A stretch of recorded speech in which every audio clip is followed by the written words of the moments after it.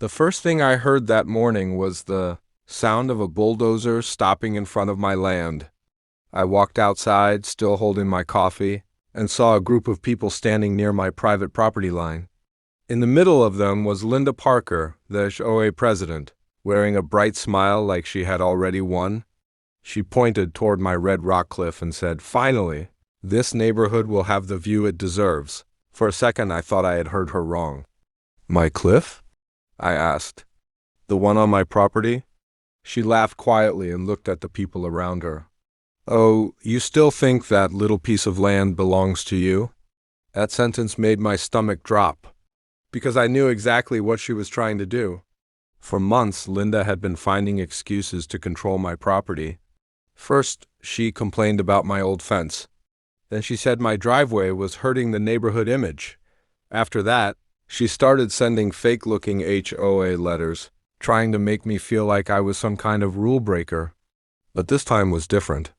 She wasn't sending letters anymore. She had brought machines. A few neighbors stood behind her holding cameras, waiting for my reaction. They wanted a show.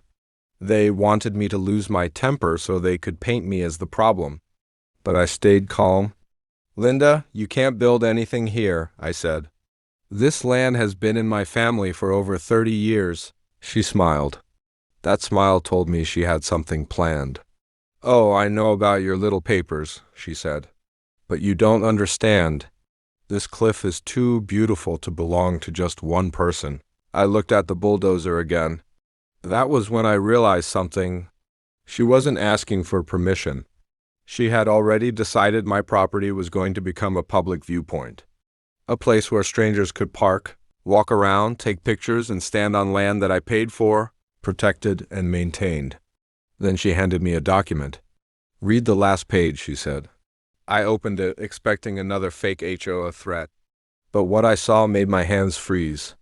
It was a notice claiming the area was being turned into a community scenic area, signed by the AOO, not the county. Not the state? HOA. Linda leaned closer and whispered, "You should have worked with us when you had the chance." The people behind her started smiling. They thought I was defeated.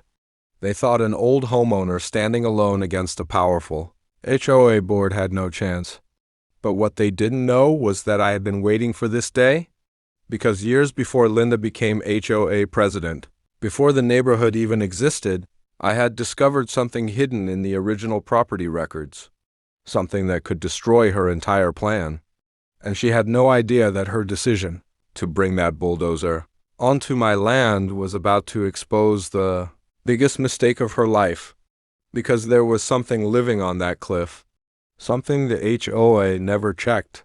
Something that could stop their dream project overnight. The moment Linda turned around and told the workers to start moving the equipment closer to the cliff, I reached into my truck and pulled out an old folder. I didn't say anything. I just watched. That confused everyone. Linda expected shouting. She expected anger. She expected me to beg her to stop. Instead, I stood there quietly with a folder that had been sitting in my house for years. "What's that?" she asked.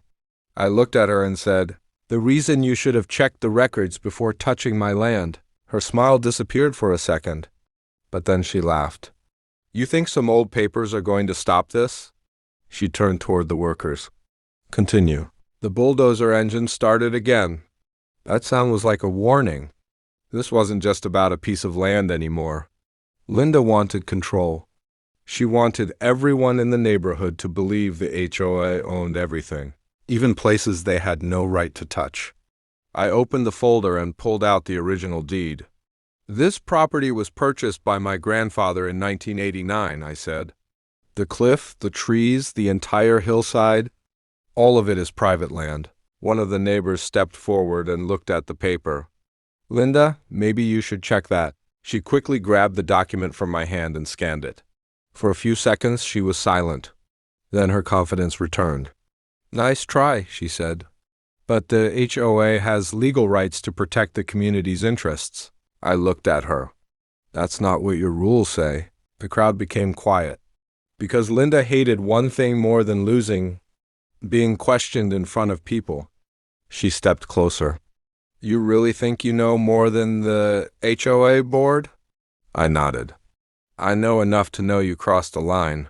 Her face changed. She lowered her voice and said, You have no idea who you're fighting. I almost smiled. Because she was right.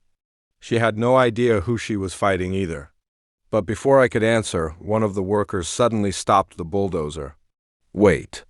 Everyone looked toward him. He was pointing at the rocks near the edge of the cliff. There's something up there. Linda rolled her eyes. Probably just a bird nest. Move it. The worker didn't move. No, you don't understand. I think this is different. The mood changed instantly. People started walking closer. I looked toward the cliff and my heart started beating faster, because I knew exactly what he had seen. Years ago, while repairing a fence near that area, I had noticed unusual birds flying around the rocks. I never disturbed them. I never told many people. I just respected the land. But Linda didn't know that. She only saw a beautiful view she wanted to take. She didn't see what was already protected. A wildlife officer who happened to be visiting a nearby area arrived after a neighbor called him over. He looked up at the cliff for only a few seconds before his expression changed. Everyone needs to step away from this area, he said. Linda crossed her arms. And who exactly are you? The officer looked at her and replied calmly, Someone who can shut this entire project down. For the first time that morning, Linda looked nervous, because she came there thinking she owned the land. But she was about to learn. There was something even more powerful than an HOA board. The law of nature. The wildlife officer walked closer to the cliff while everyone watched in silence. He raised his binoculars and looked carefully between the rocks. After a few moments, he lowered them and turned toward Linda. These cliffs are home to a protected peregrine falcon nest, he said. Any construction, heavy equipment, or disturbance in this area is not allowed. The smile on Linda's face completely disappeared. What are you talking about? She said, This is a community project. The HOA approved it. The officer looked at the papers she was holding. The HOA can approve whatever it wants. It cannot override state wildlife protection laws. The crowd that had been cheering for Linda just minutes earlier started, whispering among themselves. One neighbor looked at the bulldozer and said, So she brought all this equipment here without even checking? Another person replied, She was going to destroy a protected habitat? Linda's face turned red. She tried to stay in control.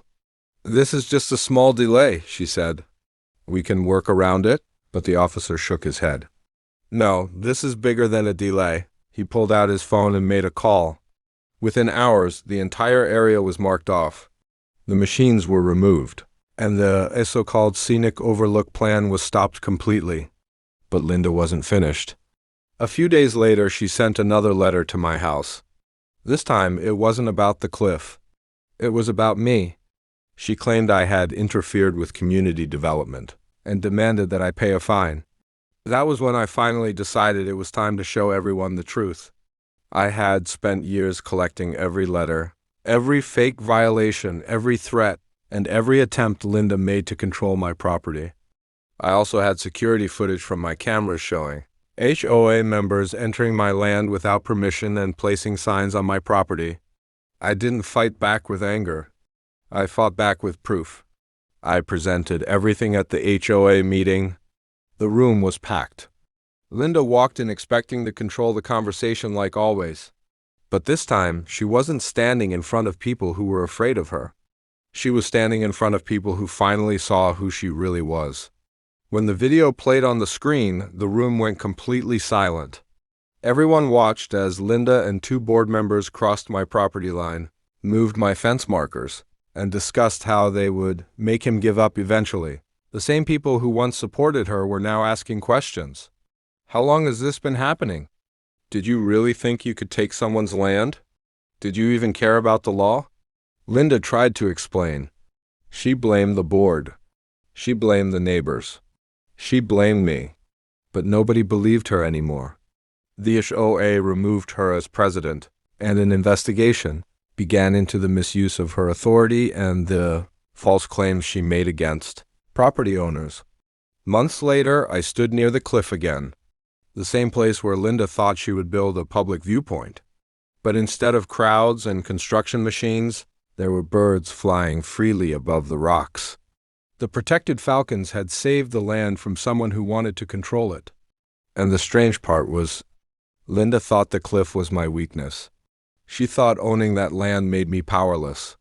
But the very thing she tried to destroy became the reason her entire plan collapsed. I never wanted a fight. I never wanted revenge. I only wanted what was mine to be respected. Because land is not just about ownership. It's about memories, responsibility, and protecting what was placed in your hands. And that day, everyone in the neighborhood learned one lesson. You can't take what doesn't belong to you, especially when the truth is already watching from above.